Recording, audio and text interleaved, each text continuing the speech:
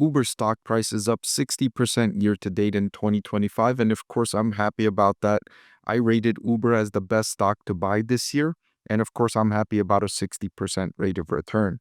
I also bought Uber stock for my own portfolio, so I'm benefiting from my own research. I couldn't be happier with the performance here.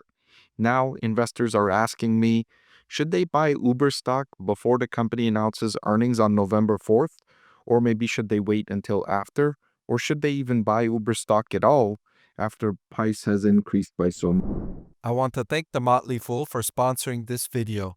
Visit fool.com/Parkev for the 10 best stocks to buy now. So one of the reasons why Uber stock has performed so well this year is because of the company's fundamental improvements on critically important financial metrics like monthly active platform users, revenue growth, cash flow improvement, and operating income improvement. So let me share some of the details in its latest investor update for the quarter that ended on June 30th, 2025. Uber reported 180 million monthly active platform customers, which was a 15% increase from the same quarter last year, or in other words, a 24 million increase in monthly active platform customers. This is the most uh, strongest competitive advantage Uber boasts over rivals looking to enter this industry. And I'm talking about driverless technology providers, and most notably Tesla, which is aiming to go at it alone and not partner with any platform for ride sharing or food delivery. Now, that's going to be difficult because of this factor. Uber was one of the pioneers of this industry, and it was able to attract customers at a relatively low customer acquisition cost because it was one of the early providers.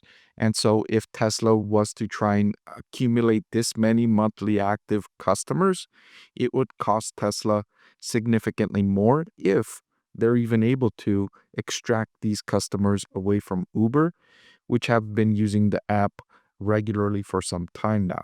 Also, the other side of the equation, the drivers. Uber boasts a significant amount of drivers, and those drivers bring their asset to Uber for Uber to benefit. What I mean, the company gets to benefit from the cars that drivers bring to the platform. These are assets worth tens of thousands of dollars, but Uber doesn't have to pay for that. The drivers bring that. Uber only pays the driver on each ride they offer. And so this is the epitome of an asset light business model. And you all know how much I love the asset light business model.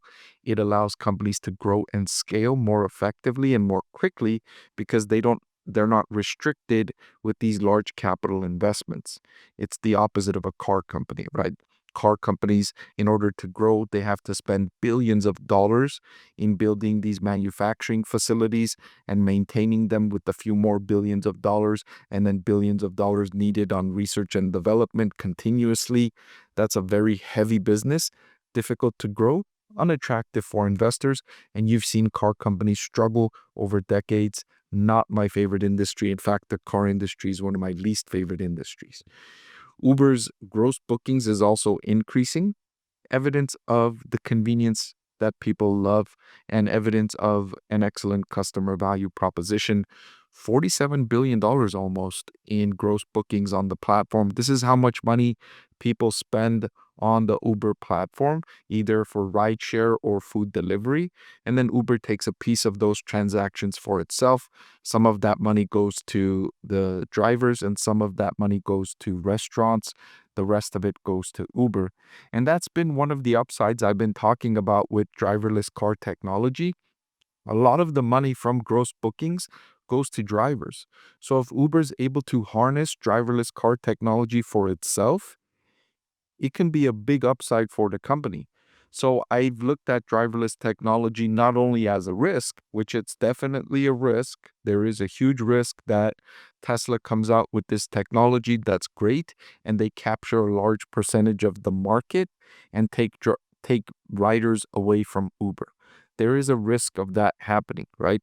I've just been of the opinion that that risk is less than what investors are expecting, given how Tesla has consistently overpromised and underdelivered, and even their in their most recent earnings call, they told investors again that their driverless car technology roadmap will be slower than expected. They will still have drivers or employees in these driverless cars in Austin where they are testing, and they will remove them at a slower pace and in a smaller geography than they were initially forecasting. So the improvement is slower than investors were expecting. And I expect that trend will continue with Tesla, with all of their products in the future to be slower than expected and less successful than forecasted, because Tesla is just in the habit of telling investors and boasting of accomplishments way above what they actually achieve. If you've studied the history of Tesla, you'll see this is just what they do. So you have to adjust your expectations lower whenever Tesla talks about something about the future. Meanwhile, Uber continues going forward, and its operating income jumped by 82% from 800 million to 1.5 billion on just a 15% increase in monthly active customers, on just an 18% increase in revenue. This is what happens with companies that have this asset-light business model. When their revenue goes up, their costs don't go up by as much as their revenue. They benefit from economies in scale, and they're able to scale their business much more quickly. And Uber is definitely benefiting from those impacts. And here's a great number to look at: the cash flow from operations compared to the free cash flow. A very small difference between these two numbers. Never mind the fact that it increased by 41% year over year, which is an excellent increase.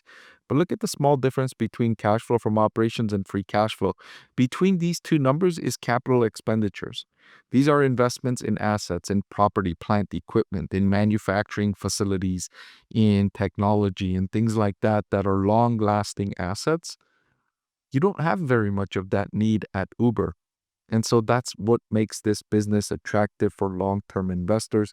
Compare this to a company like Tesla, where the cash flow from operations to the free cash flow will be significantly different and will be that way forever, because they always need that investment in manufacturing, that update, that maintenance, and that investment in research and development to stay with the times. Uber doesn't need to do that. Uber can partner with one of these providers and incorporate driverless technology, as they're already doing, right?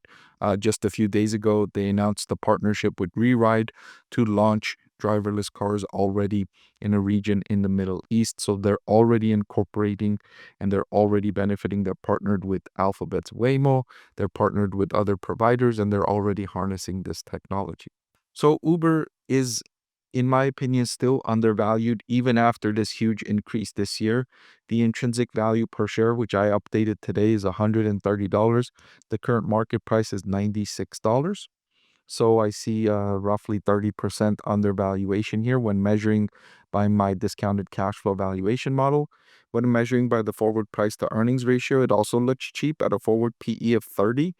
You can rarely see a company that's growing customers at 15 to 20%, that's increasing revenue close to 20%, that's increasing operating income, cash flow, and free cash flow at 40, 80, 60% respectively, and trading at a forward price to earnings of 30.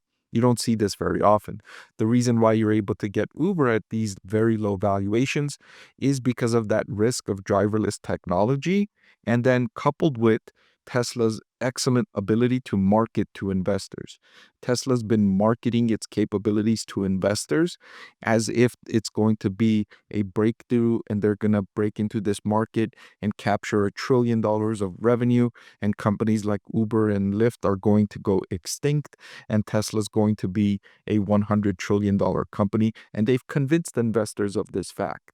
And because of that, companies like Uber are trading at a cheap valuation because investors are thinking to themselves, well, if Tesla is right, then yeah, Uber will disappear.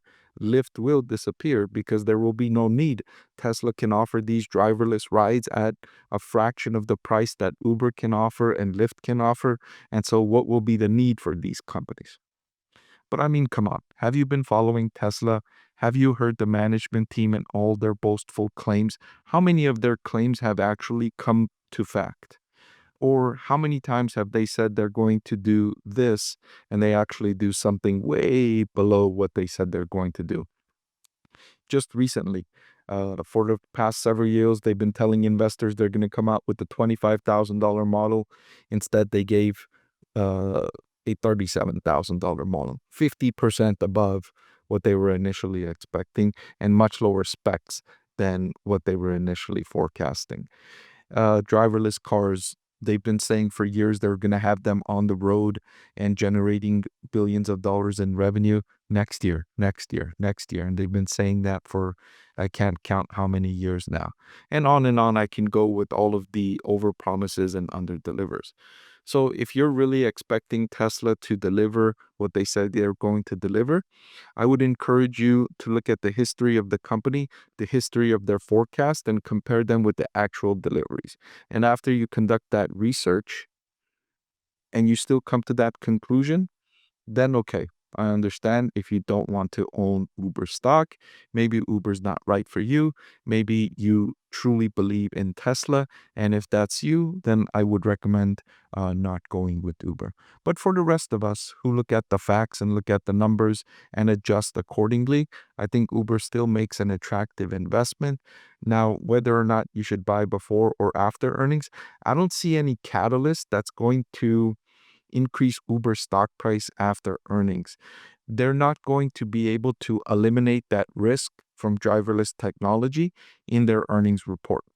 They're not going to be able to eliminate or even reduce that risk.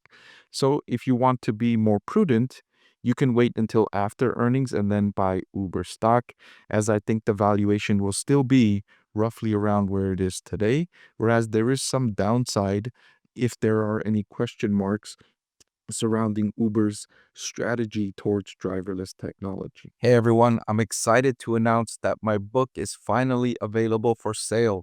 I've been working on it for more than a year now, so I'm really excited to finally share this with you now. It goes through my framework for evaluating stocks. Some of you often ask why I like this stock or why I like the other stock, and this framework provides you the things that I look at when I'm evaluating stocks. I've added the link in the description below.